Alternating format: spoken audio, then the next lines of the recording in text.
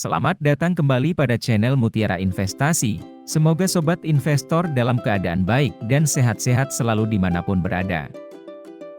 Pada video kali ini, kita akan membahas 5 daftar saham dengan market cap terbesar yang akan menjadi penentu nasib IHSG di tengah kondisi ketidakpastian global dan lesunya pergerakan market sejak tahun 2023 ini. Video ini tidak bermaksud mengajak membeli dan menjual saham. Sejak akhir bulan November tahun 2022 lalu, menjadi titik balik dari pergerakan IHSG dari yang terlihat uptrend, dengan masifnya inflow investor asing, menjadi downtrend yang mengakibatkan gagalnya window dressing, dan January effect. Serta pesta harga dan saham komoditi terutama batu bara terancam bubar.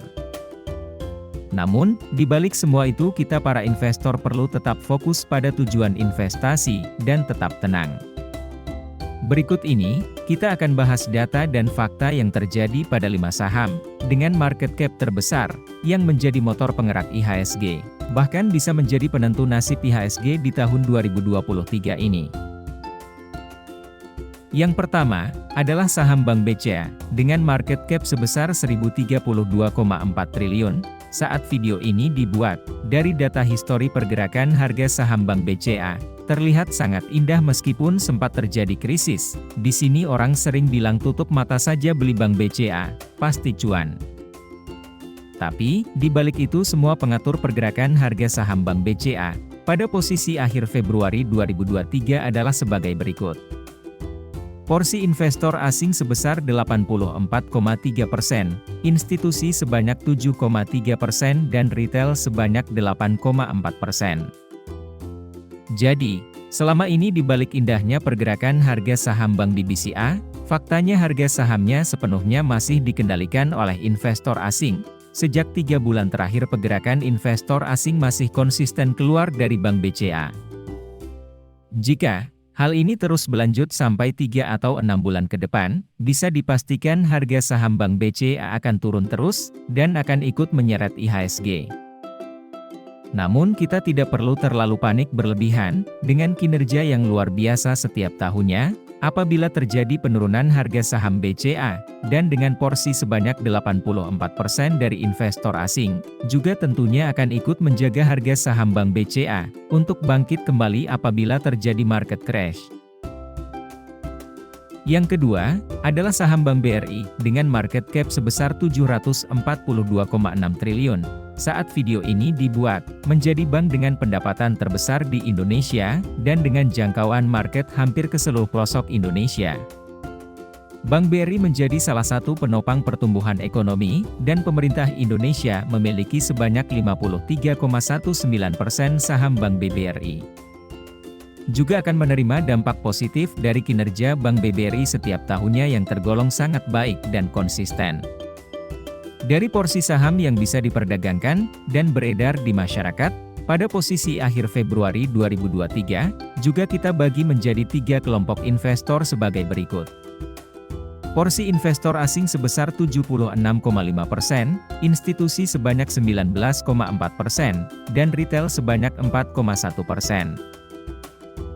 Yang ketiga, adalah saham Bian Resource Tbk, menjadi saham di sektor tambang batubara, dengan kapitalisasi pasar terbesar. Dan menjadi penantang baru, dengan masuk 5 besar saham dengan market cap terbesar saat ini. Bahkan berdasarkan data dan fakta saham Bian bisa menjadi penahan penurunan IHSG sejak bulan Desember lalu. Bisa dibayangkan hal yang lebih buruk akan terjadi pada IHSG, apabila saham Bian juga dibanting dan dibantai pada waktu itu. Dari data keterbukaan informasi, Dato, Dr. Lau Tu Kwong, sebagai pemegang saham pengendali memiliki sebanyak 60,97%. Dan, dari saham porsi masyarakat yang bisa diperdagangkan, pada posisi akhir bulan Februari 2023 lalu, adalah sebagai berikut. Porsi investor asing sebesar 22,7%, institusi sebanyak 10% dan retail sebanyak 67,3%. Yang keempat, adalah saham Bank BMRI, dengan market cap sebesar 471,33 triliun, saat video ini dibuat.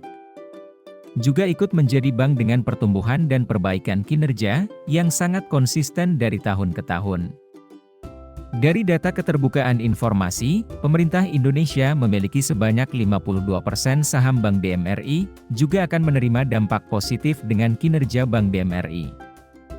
Dari saham yang bisa diperdagangkan dan beredar di masyarakat pada posisi akhir Februari 2023, kita bagi menjadi 3 kelompok investor sebagai berikut.